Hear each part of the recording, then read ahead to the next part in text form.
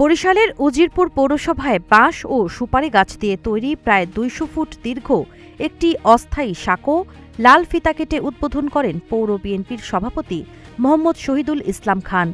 উদ্বোধন উপলক্ষে ছিল ঢোল বাদ্য, বয়াতিদের গান ও মিষ্টি বিতরণের আয়োজন। এ ঘটনার ছবি ও ভিডিও সামাজিক যোগাযোগ মাধ্যমে ছড়িয়ে পড়ার পর আলোচনা সমালোচনা শুরু হয়েছে। স্থানীয় সূত্রে জানা গেছে, পৌরসভার ৭ ও ৮ নম্বর ওয়ার্ডের মধ্যবর্তী একটি স্থানে দীর্ঘদিন ধরে পারাপারে ভোগান্তিতে ছিলেন স্থানীয় বাসিন্দারা। পরে স্থানীয় লোকজনের অর্থায়নে বাঁশ ও সুপারি গাছ দিয়ে প্রায় ২০০ ফুট দীর্ঘ সাঁকোটি নির্মাণ করা হয়। সাঁকোটির উদ্বোধন উপলক্ষে সেখানে স্থানীয় লোকজন জড়ো হন। ফুল ও বেলুন দিয়ে সাঁকোটি সাজানো হয়। পরে লাল ফিতা কেটে সেটির উদ্বোধন করেন মোহাম্মদ শহীদুল ইসলাম খান। এ সময় ঢোল বাদ্য ও বয়াতিদের গান পরিবেশন করা হয়। উপস্থিত লোকজনের মধ্যে মিষ্টিও বিতরণ করা হয়।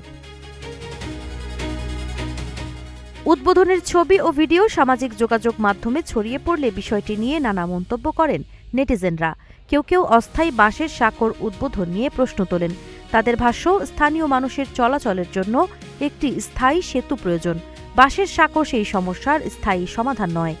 আবার অনেকে নিজেদের অর্থায়নে স্থানীয় বাসিন্দাদের সাঁকো নির্মাণের উদ্যোগকে স্বাগত জানিয়েছেন। এ বিষয়ে জানতে চাইলে মোহাম্মদ শহীদুল ইসলাম খান বলেন, সাঁকো উদ্বোধনের বিষয়ে তার আগে থেকে কোনো প্রস্তুতি বা পরিকল্পনা ছিল না। স্থানীয় বাসিন্দা, নারী ও শিক্ষার্থীরা দীর্ঘদিন ধরে চলাচলে ভোগান্তিতে ছিলেন।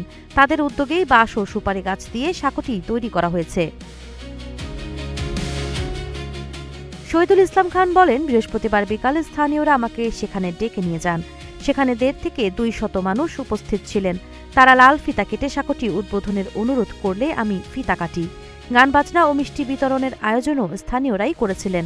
তিনি আরও বলেন, সাঁকোটি স্থানীয় মানুষের নিজেদের উদ্যোগে তৈরি করা হয়েছে। আমার পক্ষ থেকে এর উদ্বোধনের কোনো আয়োজন করা হয়নি। স্থানীয় বাসিন্দারা জানান, সাঁকোটি নির্মাণের ফলে আপাতত ২ ওয়ার্ডের মানুষের চলাচলের দুর্ভোগ কিছুটা কমেছে। তবে বাঁশ ও সুপারি গাছের তৈরি এ ধরনের অস্থায়ী সাঁকো কতটা নিরাপদ এবং কতদিন টেকসই হবে তা নিয়েও তাদের মধ্যে উদ্বেগ রয়েছে।